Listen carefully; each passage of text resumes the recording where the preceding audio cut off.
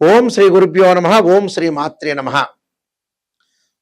June నెలలో మేషాది ద్వాదశ రాశుల వాళ్ళకి ఎలాంటి ఫలితాలు జరగబోతున్నాయి గోచార రీత్యా తెలుసుకునే ముందు ప్రధానంగా గ్రహగమన గతులు ఏ విధంగా ఉన్నాయి. జూన్ 2వ తారీఖున దేవగురువైన బృహస్పతి మిథున రాశి నుంచి కర్కాటక రాశిలోకి సంచారం చేయటం, రాహు కుంభరాశిలోను, కేతు సింహరాశిలోను, శని మీనరాశిలో సంచారం చేయటం, అలానే జూన్లో కుజుడు మేష వృషభ రాశుల్లో సంచారం చేయటం, రవి వృషభ రాశిలోను మిథున రాశిలోను సంచారం చేయటం, బుధుడు వచ్చేటప్పటికల్లా మిథున కర్కాటక రాశుల్లో సంచారం, శుక్రుడు మిథున కర్కాటక రాశులు అంటే శుక్రుడు బుధుడు మిథున కర్కాటక రాశిలో సంచారం చేయటం, అలానే గురువు కూడా కర్కాటక రాశిలోకి సంచారం చేయటం. అంటే ఇది గ్రహస్థితి. ఈ గ్రహస్థితి ఇవన్నీ కూడా గోచారరీత్యా మేషాది ద్వాదశ రాశుల వాళ్ళకి ఎలాంటి ఫలితాలు జరగబోతున్నాయి అంటే వృత్తిపరంగా, అంటే ఉద్యోగపరంగా, వ్యాపారపరంగా, ఆరోగ్యపరంగా, అలానే విద్య, సంపాదన, నిర్మాణాలు, రియల్ ఎస్టేటు, కన్స్ట్రక్షను, వివాహాలు, శుభ కార్యక్రమాలు ఎలా జరగబోతున్నాయి అంటే మంచి చెడుల యొక్క మిశ్రమాలు ఏ విధంగా జరగబోతున్నాయి జూన్ నెలలో, ఎలాంటి పరిహారాలు తీసుకుంటే మనకు మంచి జరుగుతుంటుంది, ఏ రాశుల వాళ్ళకి శుభము అశుభము జరగబోతుంది, వాళ్ళు ఎలాంటి నిర్ణయాలు చేయాలి, ఎలాంటి పరిష్కార మార్గాలు చూడాలి, ఏమేం పనులు చేయకూడదు, ఏ పనులు చేయొచ్చు, వ్యాపారం చేయొచ్చా, ఉద్యోగంలోకి వెళ్ళొచ్చా, పెట్టుబడులు పెట్టచ్చా, షేర్ మార్కెట్లో శుభ కార్యక్రమాలు చేయొచ్చా, బంధుమిత్రులతో ఎలా ఉండాలి, ఏ విధంగా నడుచుకోవాలి, ఎలాంటి ప్రయత్నాలు చేస్తే లైఫ్లో సక్సెస్ అవుతుంది అనే విషయాలన్నీ కూడా మనం జూన్ నెలలో గోచార రీత్యా మనం తెలుసుకుందాం. మేషాది ద్వాదశ రాశుల వాళ్ళకి ఏ విధంగా ఉండబోతుంది. మిథున రాశి వారికి జూన్ మాసంలో అతి ఉత్సాహంతో, ప్రణాళికాబద్ధంతో ఎలా అయితే చేయాలి, లైఫ్ని ఎలా ఎన్హాన్స్ చేసుకోవాలని ఒక పద్ధతిలో అనేక పద్ధతులను అనుసరించి ముందుకు వెళ్ళే అవకాశాలు ఎక్కువగా ఉంటాయి. అంటే ప్రణాళికాబద్ధంగా రూపొందించుకొని ఫైనాన్షియల్ పరంగా ఉండే డెవలప్మెంట్స్ అనేవి బాగా పెరుగుతాయి. ఒత్తిడి ఎక్కువగా పెరుగుతుంది. ఉద్యోగంలో ప్రమోషన్లు, నూతన వ్యాపారాలను చేపట్టే అవకాశం ఉంటుంది. శ్రమకు తగ్గట్టుగా ఫలితం ఉండటం ఒకటి.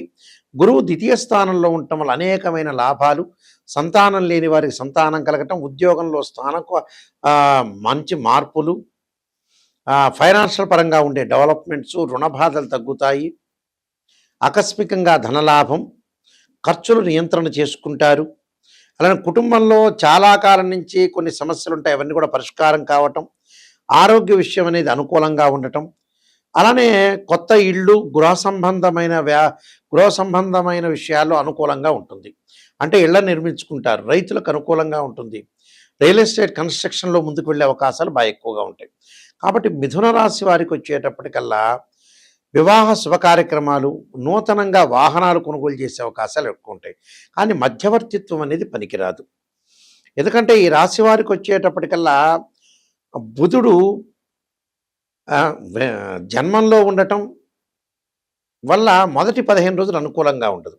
తర్వాత బుధుడు కర్కాటక రాశిలోకి ద్వితీయ స్థానంలోకి రావటం వల్ల ఏదైనా వ్యాపారం చేయదలుచుకుంటే జూన్ 15 తర్వాత వ్యాపారంలో అనుకూలంగా ఉంటుంది. అలానే శుక్రుడి యొక్క బలాన్ని కూడా మనం చూసుకునేటట్టే శుక్రుడి యొక్క బలం బ్రహ్మాండంగా ఉంది. ధన సంపాదన బాగా పెరుగుతుంది. గురువు వల్ల కూడా ధన సంపాదన బాగా పెరుగుతుంది. అనుకున్న పనులన్నీ కూడా ముందుకు తీసుకుని వెళ్తారు. కానీ కుజుడి యొక్క ప్రభావాన్ని మనం చూసుకునేటట్టయితే ఈ రాశి వాళ్ళకి వాహన ప్రమాదాలు జరగకుండా చూసుకోవాలి. ఎప్పుడు వాహన ప్రమాదాలు జరగకుండా చూసుకోవాలంటే జూన్ 15 తర్వాత వాహన ప్రమాదాలు, మధ్యవర్తిత్వం పనికిరాదు. జూన్ 15 తర్వాత గొడవలు, బంధుమిత్రులతోటి కలహాలు రాకుండా చాలా జాగ్రత్త వివరించి ముందుకు వెళ్ళాలి. శని యొక్క ప్రభావం వల్ల వృత్తిపరంగా కొన్ని ఆటంకాలు జరుగుతున్నా లైఫ్ను లీడ్ చేసుకుని ముందుకెళ్తారు. రాహు యొక్క ప్రభావం వల్ల, శుక్రుడి యొక్క ప్రభావం వల్ల విదేశాలకు వెళ్ళటం, కేతు యొక్క ప్రభావం వల్ల పిత్రార్జితం బాగా కలిసి రావడం, అన్నదమ్ముల మధ్యలో సఖ్యత, అక్క చెల్లెల మధ్యలో అనుకూలంగా ఉండే అవకాశం ఖచ్చితంగా ఉంటుంది. నేను కొన్ని పరిహారాలు చెప్పబోతున్నా, ఆ పరిహారాలు మీరు పాటించి ముందుకెళ్ళండి. ప్రధానంగా మనకి ఉద్యోగపరంగా ఇబ్బందులు కలుగుతున్న వాళ్ళు ఎప్పుడూ కూడా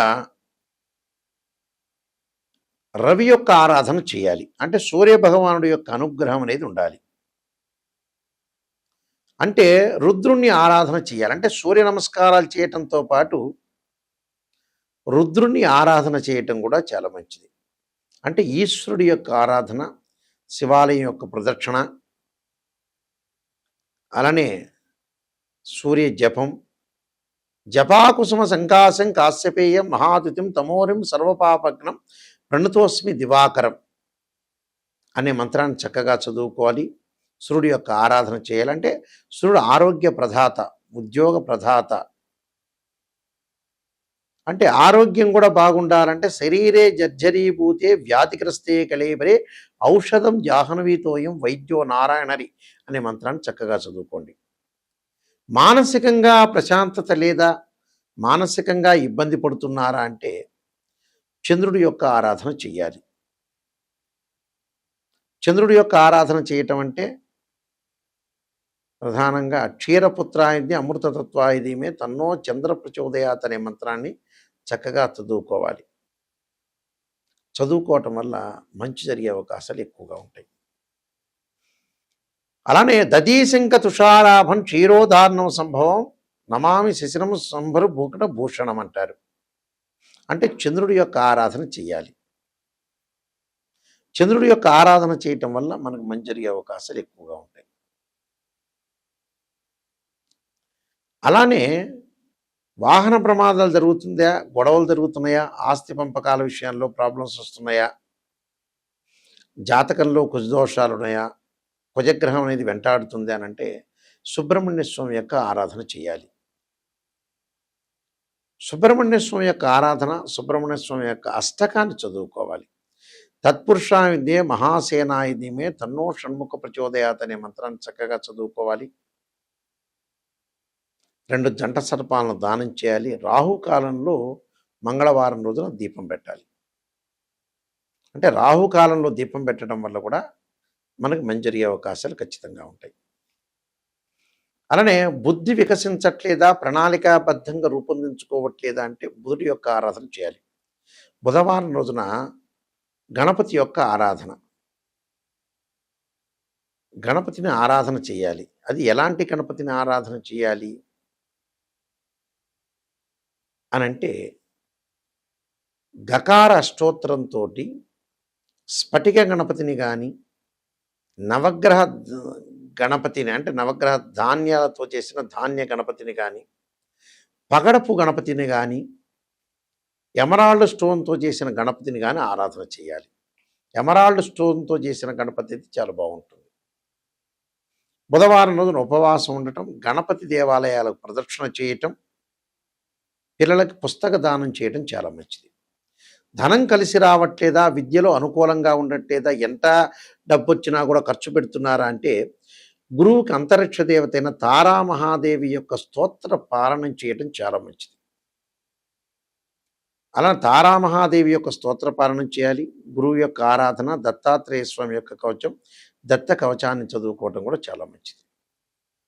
అలానే వివాహ శుభ కార్యక్రమాలు కావట్లేదా అంటే శుక్రుడు యొక్క ఆరాధన చేయటం, కమలాదేవి యొక్క స్తోత్ర పాలనం చేయాలి.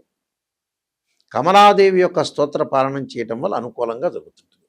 ఎల్నాటి శని, కంటక శని, పొంగు శని, అర్ధాష్టమ అష్టమ శని, శని మహర్దశలు బాగుండట్లేదా, దక్షిణాకాళి యొక్క స్తోత్ర పాలనం చేయటం, శనికి నల్లని ద్రాక్షారసంతో అభిషేకం చేయటం మంచిది. విదేశాలకు వెళ్ళట్లేకపోతున్నా, రాహుకేతుల యొక్క దోషం ఉంది అనంటే రాహుకి కేతువులకి ధూమవతి చిన్నమస్తాదేవి యొక్క స్తోత్ర పాలనం చేయటం, నవనాగా మండల పూజ చేయటం, నాగరాజాయుధే పృథ్వీధరాయుధీమే తన్నో సర్ప ప్రచోదయాత్ అనే మంత్రాన్ని మినుములు ఉలవలు దానం చేయటం చాలా మంచిది. ఇలా చేయటం వల్ల విదేశాలకి వెళ్ళలేని వాళ్ళు, జ్ఞానం కలగలేని వాళ్ళు, ఆటంకాలు కలుగుతున్న వాళ్ళందరికీ కూడా ఈ స్తోత్ర పారణం చేయటం వల్ల వీళ్ళకి మంచి జరిగే అవకాశాలు ఖచ్చితంగా ఉంటాయి. ఇవన్నీ కూడా మీరు పాటించాలి. ధనపరంగా ఇబ్బందులు కలుగుతున్న వాళ్ళు ఖచ్చితంగా యక్షాయ కుబేరాయ వైశ్రవణాయ ధనధాన్యాధిపతే ధనం ధాన్యం సమృద్ధిమే దేహిమే దాపైస్వ అనే మంత్రాన్ని, అలానే ఆరోగ్యపరంగా ఇబ్బందులు కలుగుతున్నవాడు శరీరే జర్జర్యుభూతే వ్యాధిగ్రస్తే కళేబిరే ఔషధం జాహ్నవీతోయం వైద్యో నారాయణ హరి అనే మంత్రాన్ని కూడా చక్కగా చదువుకోవాలి. చదువుకోవటం వల్ల మంచి జరిగే అవకాశాలు ఖచ్చితంగా ఉంటాయి.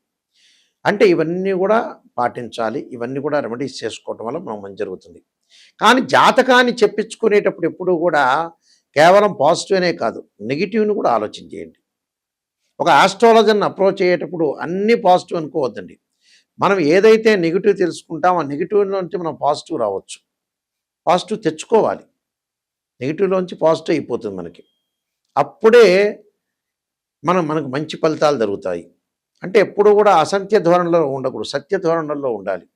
నిజాన్ని తెలుసుకున్నామంటే మన జీవితం అనేది బాగుపడినట్టే అర్థం. అందువల్ల ఎవరైనా సరే మమ్మల్ని కాంటాక్ట్ చేసేవాళ్ళు నిజాన్ని తెలుసుకునేవాళ్ళు మాత్రమే మమ్మల్ని కాంటాక్ట్ చేయండి. నాయకంటి మల్లికార్జున శర్మ గారి ద్వారా బాగుపడాలి, నిజంగా నెగిటివ్ తెలుసుకోవాలి, లైఫ్ని మనం ఎన్హాన్స్ చేసుకోవాలి, లీడ్ చేసుకోవాలి అనేవాళ్ళు మాత్రమే మాకు ఫోన్ చేయండి. నేను కాలసర్పయోగము, కాలసర్పయోగ చంద్రిక, రాహుకేతులు, ఛాయాగ్రహాలు, స్వప్నశాస్త్ర ఫలదీపిక, బృహత్ పరిహార సింధు, పుత్రగణపతి వ్రతము, సర్వదేవతా గోత్రములు పార్ట్ 1 పార్ట్ 2, నవగ్రహ దోషాలకి 12 మహా అమ్మవారి యొక్క పారాయణాలు, అలానే వివాహ మార్తాండం, వివాహ చంద్రిక, వివాహ మార్తాండం, జాతక చంద్రిక, బృహత్ పరిహార సింధు, స్వప్నశాస్త్రము, ఇలాంటి నెంబర్ ఆఫ్ ఆస్ట్రాలజీ బుక్స్ రాశాను. Production of astrology. అయితే ఇవన్నీ కూడా రాజమండ్రి మోహన్ పబ్లికేషన్ వారి దగ్గర దొరుకుతాయి. ఈ పుస్తకాలు మా దగ్గర కూడా లభ్యమవుతాయి. మా వెబ్సైట్ www.nayakanti.com, nayakanti.in. అయితే ఎప్పుడైనా సరే ఒక వివాహం జరగట్లేదంటే రాశిచక్రము, భావచక్రము, నవాంశము, దశలు, అంతర్దశలు. మీరు సంతానం కలగట్లేదా? రాశిచక్రము, సప్తమాంశ చక్రము, భావచక్రము, దశలు, అంతర్దశలు. వృత్తిపరంగా అనుకూలంగా లేదా? రాశిచక్రము, దశమాంశము, భావచక్రము, దశలు, అంతర్దశలు.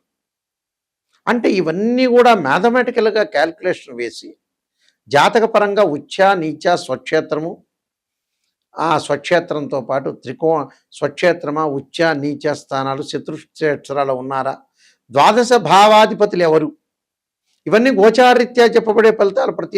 ప్రతి నెలలో కూడా రాశి ఫలాలు. కానీ బర్త్ చార్ట్ వేరు. గోచారం ఎప్పుడూ 20% సపోర్టు. అలానే బర్త్ చార్ట్ అనేది 80% మనం జాతకపరంగా దోషాలు ఏమున్నాయి, జాతకపరంగా ఏ సమయంలో ఏ నిర్ణయం తీసుకోవాలి, ఎలాంటి వృత్తి చేపట్టాలి అనే విషయాలన్నీ కూడా తెలిసేది ఏంటంటే బర్త్ చార్ట్. దానికి భావాధిపతులు ఉంటారు. ద్వాదశ భావాధిపతులు వేరు, రాస్యాధిపతులు వేరు, ఆ గడిలో ఉన్న గ్రహము వేరు. ద్వాదశ భావాధిపతులు అంటే ఏంటంటే ఇంటి ఓనర్, రాస్యాధిపతి అంటే ఆ ఇల్లు కట్టించినవాడు, బిల్డర్. దానిలో ఆ గ్రహం ఏదైతే ఉంటుందో అది టెనెంట్గా భావించాలి. ద్వాదశ భావాలంటే తనుభావాధిపతి రవి, ద్వితీయ భావాధిపతి గురు, తృతీయ భావాధిపతి కుజుడని, చతుర్థ భావాధిపతి చంద్రుడని, పంచమ భావాధిపతి గురువు అని, షష్టమ భావాధిపతి కుజుడని, అలానే సప్తమ భావాధిపతి శుక్రుడని, ఇలాగ ద్వాదశ భావాలకు అధిపతులు ఉంటారు. మళ్ళీ రాస్యాధిపతులు, భావాధిపతులు, దానిలో ఉండే గ్రహణము, దృష్టి, మ్యాథమెటికల్ క్యాలిక్యులేషన్ వేసి జాతకాన్ని చెప్పాలి. ఎలా పడితే అలా చెప్తే జాతకం అనేది కాదు. దీనిలో రకరకాల పద్ధతులు ఉంటుంది. వైదిక ఆస్ట్రాలజీ ఉంది, కేపీ రామన్ పద్ధతి ఉంది, బివి రామన్ సంబంధించిన పద్ధతులు ఉన్నాయి. అంటే రకరకాల ఆస్ట్రాలజీ సంబంధించిన ప్రొడక్షన్స్ ఉంటాయి. ఆ ప్రొడక్షన్ రీసెర్చ్ చేసి బాగా అనాలిసిస్ చేసి కంప్లీట్గా ఓ పిక్చర్ ఇస్తే ఆ వృత్తిలోనే ఉంటాడు. ఏం చేయాలి, ఎలాంటి నిర్ణయాలు తీసుకోవాలి అనే విషయాన్ని మనం కూలంకషంగా ఆలోచన చేస్తేనే జాతకం చెప్పచ్చు. అంటే 12 కాపురానికి 12 సూత్రాలలాగా వృత్తి, ఉద్యోగము, వ్యాపారము, ఆరోగ్యము, చదువులు, వివాహము, భార్యాభర్తల యొక్క బంధము, ప్రమాదాలు, ఆరోగ్యాలు, నూతన వ్యాపారాలు, ఉద్యోగపరంగా ఇళ్ళు, భూములు కొనుగోలు, ఇలాంటివన్నీ కూడా జాతక పరంగా ద్వారా మా దగ్గర తెలుసుకోవచ్చు. ఆ స్క్రీన్ మీద స్క్రోలింగ్ అవుతున్న మా నెంబర్ ఉంది. ఆ నెంబర్, ఎందుకంటే మేము వంశపారంపర్యంగా చెప్పే వ్యక్తులం కాబట్టి ఓపెన్‌గా చెబుతున్నాం. ఏదైనా నా దగ్గర ఓపెన్‌గా చెప్పించుకోండి. క్లియర్‌గా చెప్పించుకునే వాళ్ళు మాత్రమే రండి. మీ అందరికీ కూడా మంచి జరగాలని శ్రీ పరమేశ్వరుడి యొక్క కరుణాకటాక్షం, శ్రీ పరమేశ్వరి యొక్క కరుణాకటాక్షం ఆశిస్తూ సర్వే జనా సుఖినో భవంతు.